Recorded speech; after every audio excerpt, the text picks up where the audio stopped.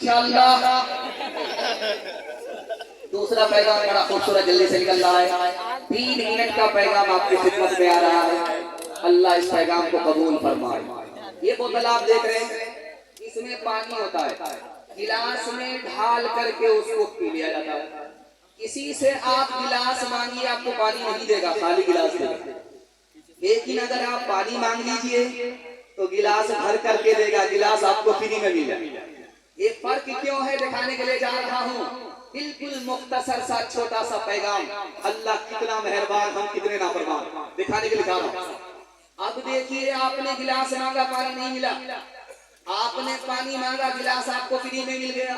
ये फर्क इसलिए है कि पानी मकसूद है, आपने पानी ही मांग लिया इसलिए गिलास फ्री में मिल गया, और गिलास मकसूद नहीं है, जरिया है, इसलिए आपको पानी नहीं मिला।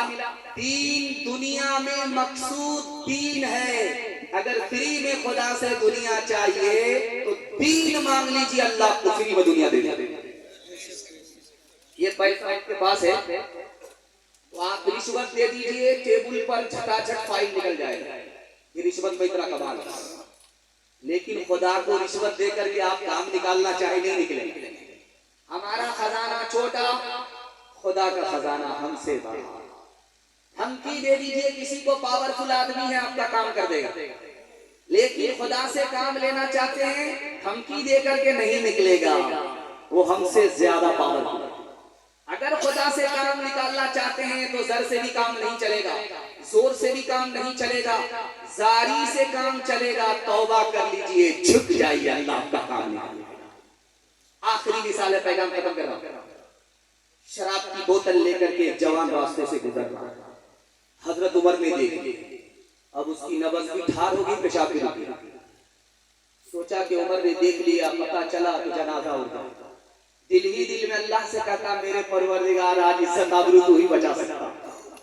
उमर ने देख लिया, झटक करके हजरत उमर आएगा, वो जवान क्या छुपा रखा है, जरूर दाल में काला का, हुजूर कुछ नहीं है, देख लीजिए। जैसे ही ढक्कन खोल करके हजरत उमर ने देखा, जवान की तौबा कबूल हो चुकी थी। अल्लाह ने शराब को सिरका बना दिया।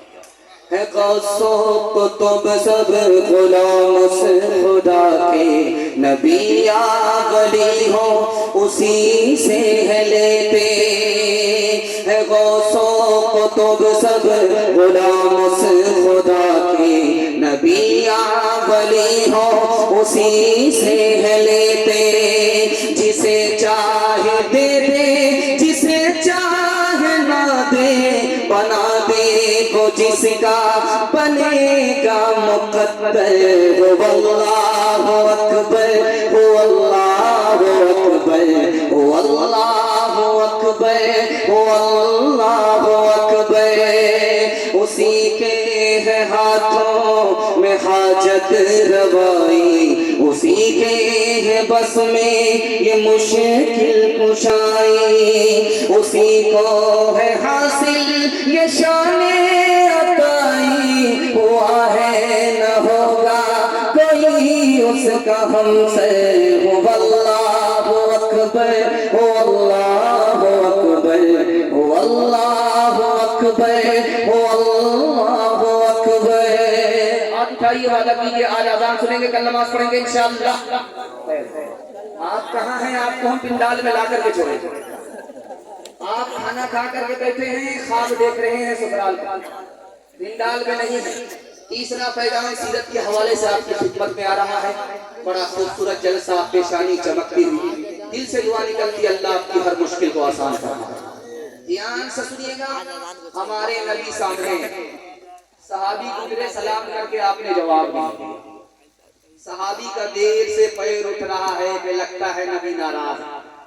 अल्लाह के रसूल ने जल्दी से उस सहाबी को बुलाया, कहा कि देखो, मैं तुमसे नाराज नहीं हूँ, बल्कि बात यह है कि तुमने सलाम किया, सलाम अल्लाह का नाम है, मेरा वजू नहीं था, मैं नहीं चाहता था कि जबान से अल्लाह का नाम निकले और वजू तक ना हो।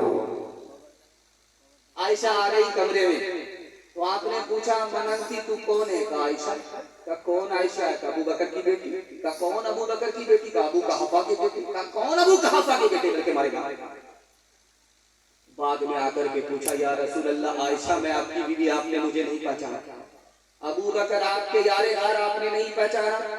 अबू कहाफा मेरे दादा अबू बकर के अब्बा, आपने नहीं पहचाना।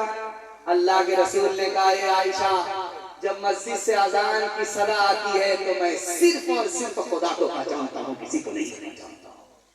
तीसरा और आखिरी नमूना, आप धरती पर बैठे हैं, अल्लाह के रसूल इसी धरती से उठे, फलस्तीन आए, बैतुल मक़दिस आए, यहाँ से उठाए गए, आसमान पर आए, आसमान से आसमान अर्श पर चले गए।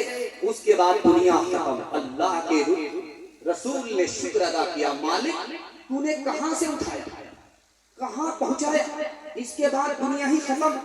मैं तो पहुंच गया, मेरा उम्मती कैसे पहुंचेगा।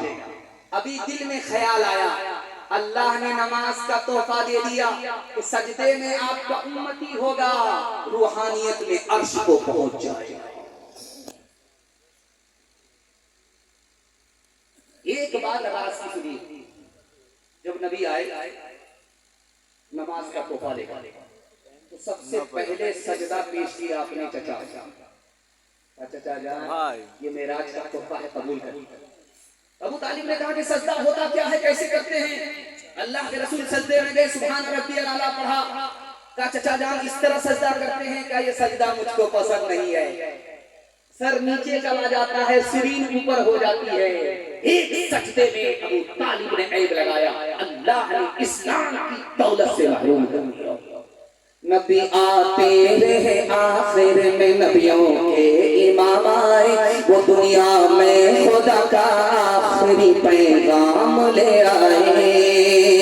झुकाने आए बंदों की जबी अल्लाह के दर पर, सिखाने आदमी को आदमी का एहतराम आए। वो आए जब तो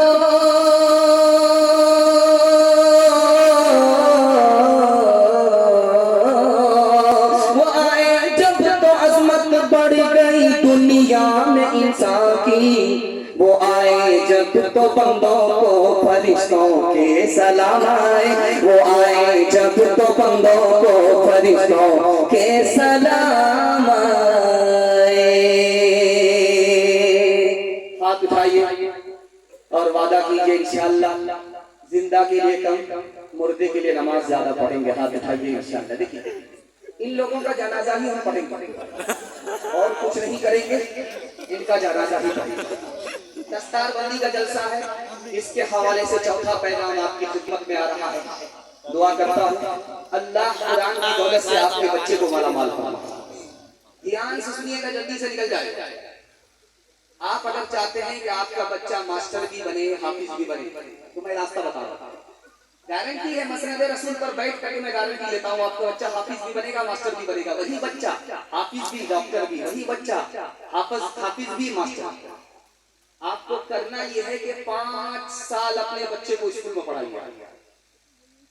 5 साल जब स्कूल में मुकम्मल कर ले, उसको 3 साल के लिए मदरसे में दाखिल कर दीजिए। 3 साल में आपका बच्चा हाफिज कुरान हो जाएगा। जानते हैं उसका दिमाग कितना तेज होगा। जैसे पत्थर पर चाकू तेज होता है, वैसे ही उसका दिमाग तेज होगा। ये 3 साल का जो गैप हुआ, आप अपने बच्चे को ट्यूशन कराइए, वो सारे बच्चे को पीछे छोड़ देगा, सबसे आगे निकल जाएगा। रुड़की का बच्चा हाफिज कुरान हिंदुस्तान के सारे बच्चे को पीछे छोड़ दिया, सबसे आगे निकल गया। जानते हैं क्यों? जिसके लिए कुरान आसान, उसके लिए दुनिया की कोई किताब मुश्किल नहीं हो सकती। अल्लाह के रसूल पैदल है, सहाबी सवार। या रसूल अल्लाह बड़ी बेअदबी है, आका तो पैदल चले और गुलाम सवार करे। ये तो पूछो कि नबी तुम्हारे लिए पैदल क्यों चल रहा है। तुम्हारे एहतराम में नबी पैदल इसलिए चल रहा है कि तुम्हारे सीने में कुरान है, तुम हाफिज कुरान हो। हमारे यहाँ हिंदुस्तान बहुत बड़ा, मरने वाले लोग कम है। जो जहाँ मुर्दा बैठ गया वो बैठ गया जिंदगी भर, उसमें नया मुर्दा नहीं जाता। लेकिन अभी देख लीजिए फलस्तीन का हाल है, मरने वाले लोग, शहादत पाने वाले लोग इतने ज्यादा हैं कि पाकिस्तान छोटा पड़ता। यही हाल मदीने का है, यही हाल मक्के का है, मरने वाले लोग ज्यादा, पाकिस्तान छोटा। हर 6 महीने में पुरानी कब्र को खोला जाता है, नया मुर्दा दाखिल कर दिया जाता है। 6 महीने में पुराना मुर्दा खत्म। लेकिन उस मदीने में एक कब्र है, हर 6 महीने में गवर्नमेंट उसको खोदती है, कफन भी महफूज, लाश भी महफूज। उसके बेटे को बुलाया गया, बेटे ने कहा ये मेरे वालिद थे, बदर आलम मेरठी नाम था, तर्जमान सुन्नत के मुसन्निफ थे, बूढ़े आदमी थे, पैर में तकलीफ की वजह से पैर फैला करके बैठते थे।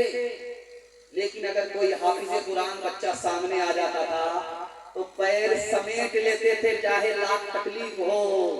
उसी एहतराम की बरकत है कि बरसा बरस हो गए, दफन हुए, कफन भी महफूज है, लाश भी महफूज है। एक जवान की शादी हुई, 1 साल हुआ बाल बच्चा। एक जवान की शादी हुई, 2 साल